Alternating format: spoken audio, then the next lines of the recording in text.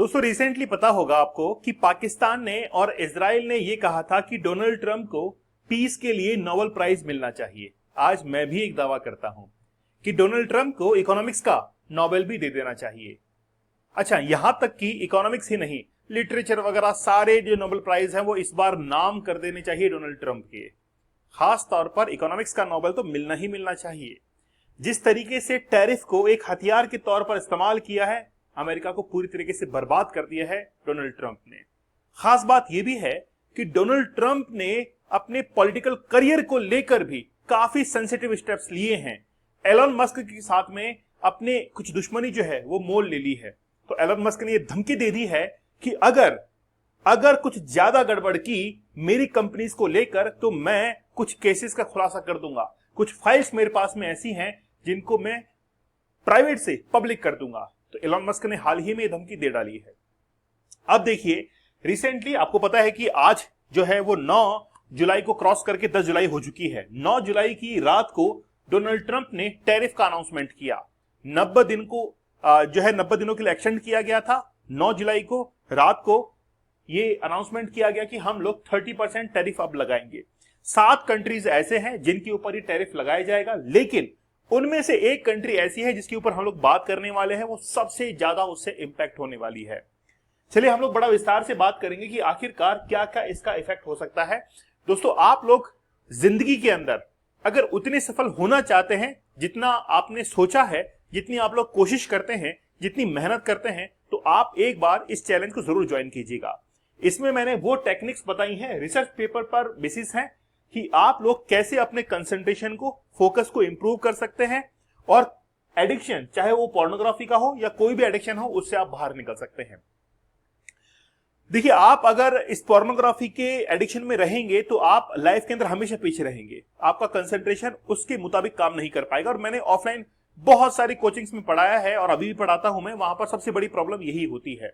हमेशा स्टूडेंट आके अपने कंसर्न डिस्कस करता है कि सर एक बार मेरी बात सुन लीजिए, ये मेरे साथ में प्रॉब्लम है।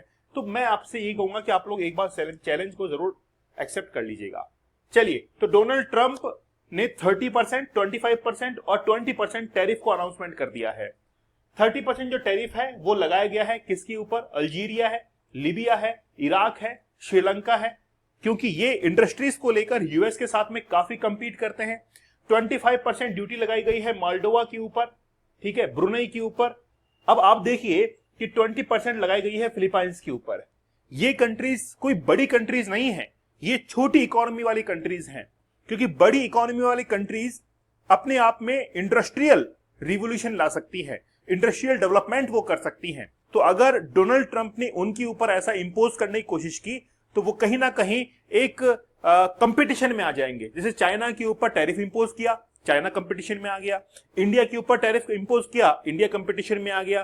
तो ऐसे कंट्रीज जो कि अपने आप में इंडस्ट्रियल जायंट रखते हैं, वो यूएसए के एक कंपटीटर के तौर पर देखे जा सकते हैं। इसलिए छोटे देशों का चुनाव यहां पर किया गया है। कई बार आप लोग सोचते होंगे कि पहली बात तो यह है कि टैरिफ होता क्या है। मान लीजिए कि मैं यूएसए हूं, आप श्रीलंका है, ठीक है, कोई बात नहीं, आपको छोटी कंट्री मैंने बनाया है। मान लीजिए कि आपके गुड्स, श्रीलंका की गुड्स जो है वो अमेरिका के अंदर आ रहे हैं। अब मैं ये चाहता हूं कि श्रीलंका से मैंने जो टेक्सटाइल इंपोर्ट किया है वो हमारे देश के टेक्सटाइल से ज्यादा बेहतर है। तो मैं क्या करूंगा कि आपके द्वारा भेजे गए टेक्सटाइल के ऊपर मैं टैरिफ लगा दूंगा, जिससे कीमत बढ़ जाएगी। और कीमत बढ़ने के बाद यूएसए के कंट्री के जो लोग हैं वो बढ़ी हुई कीमत पर उस प्रोडक्ट को नहीं खरीदेंगे और मेरा प्रोडक्ट सेफ हो जाएगा और मेरे प्रोडक्ट को वो खरीद लेंगे। तो ये टैरिफ होता है। तो इंपोर्ट के ऊपर हमेशा टैरिफ लगाया जाता है। तो जिस देश के अंदर इंपोर्ट हो रहा है उस देश के पास में पावर होती है कि वो कितना उसके ऊपर ड्यूटी लगाता है। इसको हम लोग इंपोर्ट करते हैं। लेकिन बात यह है कि आखिरकार अमेरिका ऐसा कर क्यों रहा है? अमेरिका ने हाल ही में एक पॉलिसी को रिलीज किया था, अमेरिकाज फर्स्ट, कि अमेरिका अमेरिकन के लिए है। अमेरिका प्राइमरी सेक्टर हो, सेकेंडरी सेक्टर हो या फिर टर्शरी सेक्टर हो, हर सेक्टर के ऊपर कमांड रखेगा। चाहे फिर वो पैदावार हो, चाहे फिर वहां पर मैन्युफैक्चरिंग हो या फिर वहां पर सर्विस सेक्टर हो, हर चीज अमेरिका के लिए अंदर ही होगी और अमेरिकन के द्वारा ही होगी। इस कंसेप्ट को लेकर डोनाल्ड ट्रंप जो है वो आज टैरिफ को इंपोज कर रहे हैं, ताकि धीरे धीरे दूसरे देशों से व्यापार खत्म हो जाए और अमेरिका का व्यापार अमेरिका तक सीमित हो और फिर वही मैन्युफैक्चरिंग करें, वही यूज करें। हाँ, हो सकता है कि वो एक्सपोर्ट जरूर कर सकते हैं। ठीक है, अब बात यह है कि वहां पर इंडिया और पाकिस्तान का भी जिक्र किया गया। वहां पर जिक्र किया गया कोसोवा और सर्बिया का, और यह कहा गया कि इनकी फाइट जब तक खत्म नहीं हो जाएगी तब तक हम लोग इनसे ट्रेड नहीं करेंगे।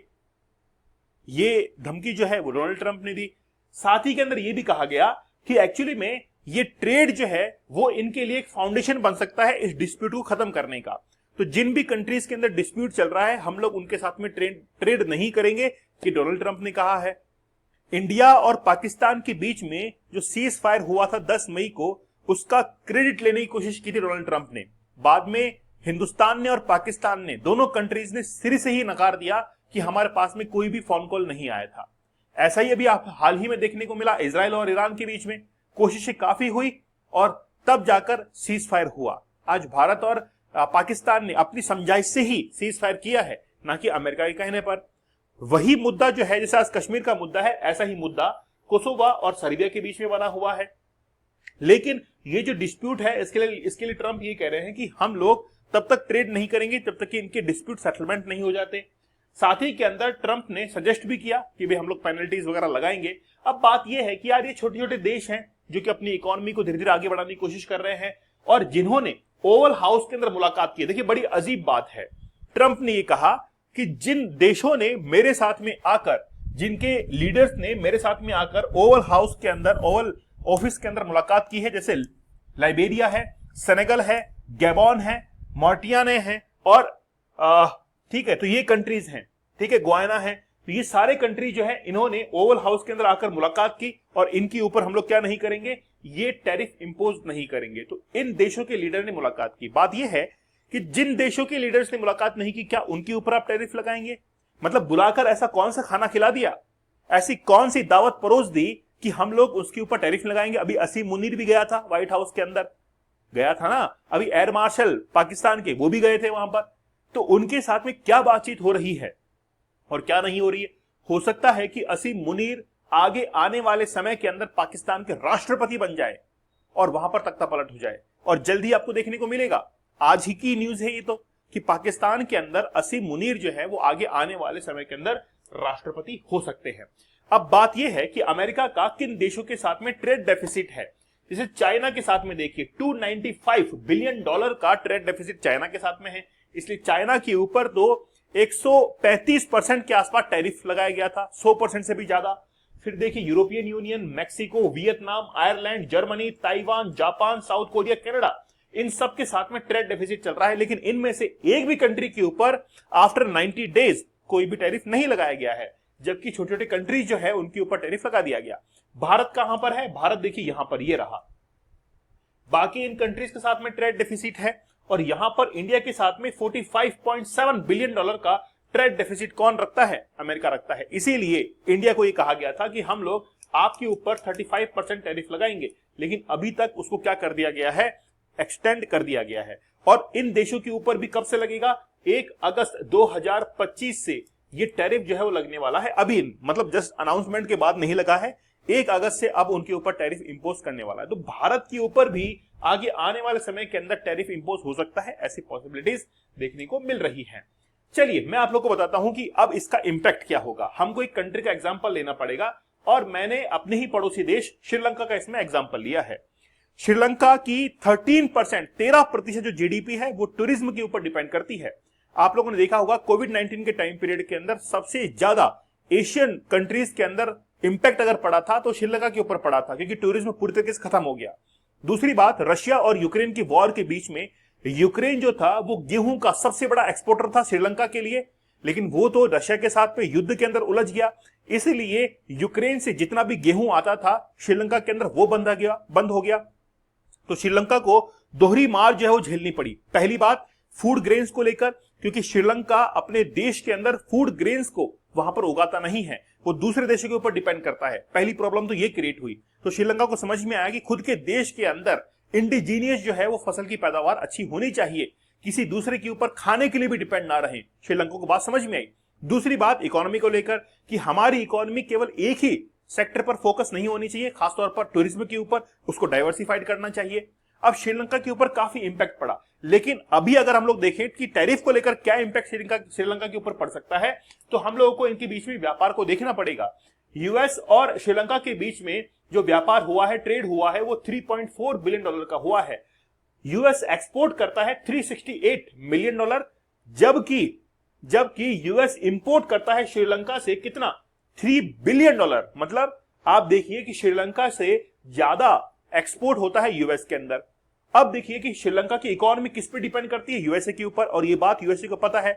इसलिए यूएसए ने क्या किया कि सबसे ज्यादा अगर टैरिफ लगाया इस बार, वो श्रीलंका के ऊपर लगाया है। अब बात यह है कि श्रीलंका से क्या क्या एक्सपोर्ट होता है, animal feeds, medical equipments, soybean, plastic, dairy product, wheat, cloth and textiles, ये एक्सपोर्ट होता है। इसमें अगर हम लोग क्लोथ एंड टेक्सटाइल का एग्जांपल लें तो श्रीलंका का only for export country USA ही है। अगर यूएसए ने इतना टैरिफ लगा दिया तो इसका मतलब ये हुआ कि श्रीलंका से एक्सपोर्ट नहीं होगा यूएसए के अंदर, और इस चीज का फायदा कौन लेगा, वियतनाम लेंगे, फिलीपाइंस लेंगे, और भी कई कंट्रीज, एशियन कंट्रीज जो है इस चीज का फायदा लेंगे, क्योंकि श्रीलंका तो एक्सपोर्ट नहीं कर पाएगा, उसके ऊपर टैरिफ लग रहा है। इसका मतलब है कि सब्स्टिट्यूट कौन निकल के आएगा, दूसरे कंट्रीज निकल के आएंगे। तो वियतनाम इसका सबसे बड़ा जो है वो बेनिफिट लेने वाला है श्रीलंका को रिप्लेस करके। दूसरी बात, श्रीलंका की साइलॉन जो चाय है, टी है, वो काफी फेमस है और यूएसए के अंदर एक्सपोर्ट की जाती है। अब जो एक्सपोर्ट पहले होता था वो तो नहीं हो पाएगा, क्योंकि टैरिफ लगा दिया गया है 30%। इतना अगर टैरिफ लग जाएगा तो फिर ये चाय जो पीना है यूएसए के अंदर वो महंगा पड़ जाएगा, इसलिए श्रीलंका से इंपोर्ट नहीं होगा। तो श्रीलंका की इकोनॉमी जो है वो काफी इससे इंपैक्ट करने वाली है। आप लोगों का क्या मानना है, मुझे आप लोग कमेंट सेक्शन में जरूर बताना कि क्या वाकई में डोनाल्ड ट्रंप को नोबेल प्राइज मिलना चाहिए इकोनॉमी के लिए। बड़ा ही एक अच्छा प्रश्न है, क्योंकि पहले इजराइल ने, पाकिस्तान ने तो ये रिकमेंड भी कर दिया कि पीस नोबेल जो है मिलना चाहिए। फिर तो हिटलर को भी मिलना चाहिए था, मुसोलिनी को भी मिलना चाहिए था, इनको क्यों नहीं मिला। अगर डोनाल्ड ट्रंप को आज मिल जाता है ना पीस प्राइज, तो फिर उनको भी मरणोपरांत अनाउंस कर देना चाहिए। आप लोग क्या मानना है कमेंट सेक्शन में जरूर बताना। दोस्तों आप लोग 75 डेज के हार्ड चैलेंज जरूर ज्वाइन कीजिएगा, बड़ा जबरदस्त है, और एक बार इसको आप लोग एक्सेप्ट जरूर करना अपनी लाइफ के अंदर। दीपक इंदौरा ऑफिशियल आप लोग टेलीग्राम और इंस्टाग्राम पर मुझे ज्वाइन कर सकते हैं। तो मिलते हैं आप लोगों से अगले सेशन में, तब तक धन्यवाद, थैंक यू, जय हिंद।